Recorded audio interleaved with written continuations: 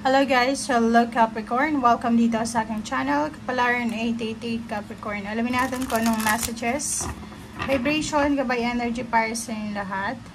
So, ito ay para sa second half of January 2025 Capricorn. So, in general, tingnan natin kung anong messages or energy na para sa iyo. Okay, Capricorn. First card natin is number 11. It's a manifestation number. Connect with crystals. So, Capricorn, sinasabi sa'yo ng barahan na simulan mo ang taon na ito na cleanse, mag-cleanse ka. Yung parang cleansing, clearing of energetic. Parang ganun. So, kinakailangan mong alisin yung mga negative energy sa katawan mo through crystals. Smudging or anything na pwedeng makaalis ng mga negativity sa katawan mo, sa isip mo, sa emotion, or sa lahat ng areas sa buhay mo. Okay? Okay, so connect with crystals. So, if ever man may crystals ka dyan, gamitin mo siya para sa pag-cleanse mo or clearing of energy.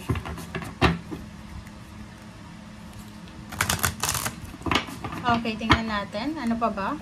Capricorn.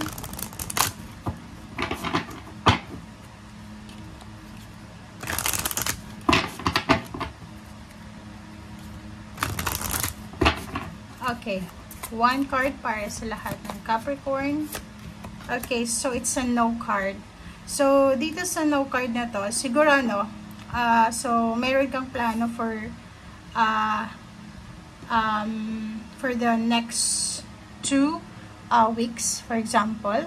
Maybe may plano ka para sa travel or parang magbukas ng negosyo or anything. Dito sinasabi na hindi pa, kung ano man itong plano mo na, like, eto na, magta-travel ka ba for the second week or second half of January 2025 or pwedeng may gusto kang gawin, dito sinasabi, no muna siya. So, kailangan mo munang maghintay, kailangan mo munang patapusin yung January bago ka magsimula or gumawa ng action or gumawa ng kung ano pa man. Okay? Okay. Capricorn.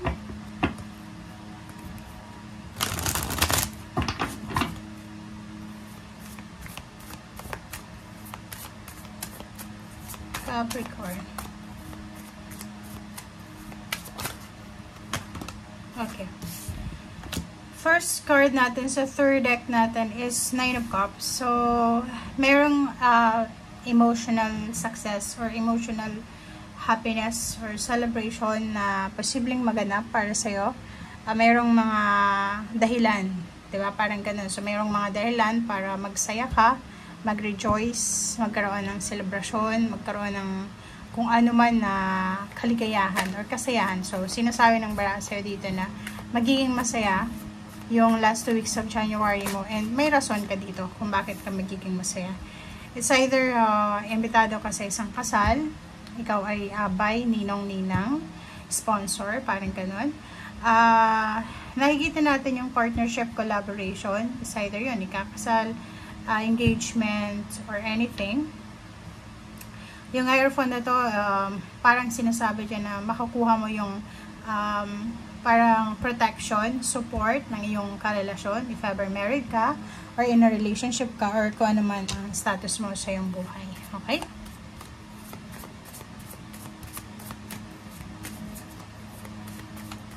Okay. Capricorn. Okay. Wow. So, next is 8 of Wands in the Empress. So, 8 of Wands in Empress is all about good news, new beginnings, communications, letters, chat, call, messages. So, nakikita ko siya dito na maraming pagkakataon dito na busy ka sa pakikipag-usap, busy ka sa parang pagre-reply sa mga emails, sa chat, or pag-send ng email or anything. So, may Empress dito. Empress is new beginnings, new start, new life, new purpose, new plans. So, kung ano man tong plano mo na to, sinasabi ng bara sa'yo na marami kang matatanggap na communications or information or clarity na pwedeng magdala sa'yo talaga ng parang closure and anong tawag dyan, magdadala to sa'yo ng yung clarity, ng illumination, ng awakening. So sinasabi sa'yo ng baraha na kung ano man to na darating sa'yong mensahe, offers, yun, komunikasyon nga, talagang makakatulong yun sa'yo para makapagsimula ka. Like for example, may trabaho na, gusto mo pang tumaas yung posisyon mo sa trabaho, talagang gagawin mo yung lahat, diba? So, nakikita ko sa'yo dito na maraming mag-o-offer sa'yo.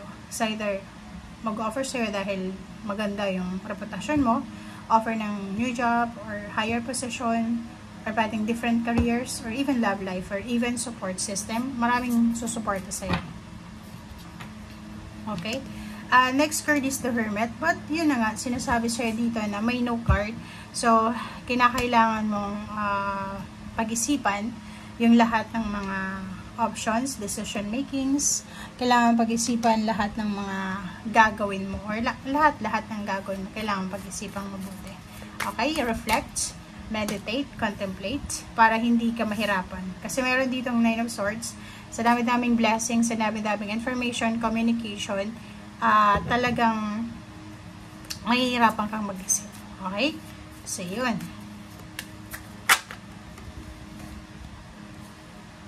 So, dito sinasabi ng baraha sa'yo na if ever na nagmamadali ka, diba? Nagmamadali ka, Capricorn, sa success mo, or minamadali mo yung proseso, kinakailangan mo daw na maghintay. Be patient. Yun ang kailangan mo ngayon.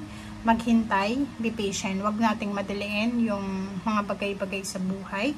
And yung magician dito, it's milagro. So, sinasabi ng barahan na yung milagro, darating yan sa mga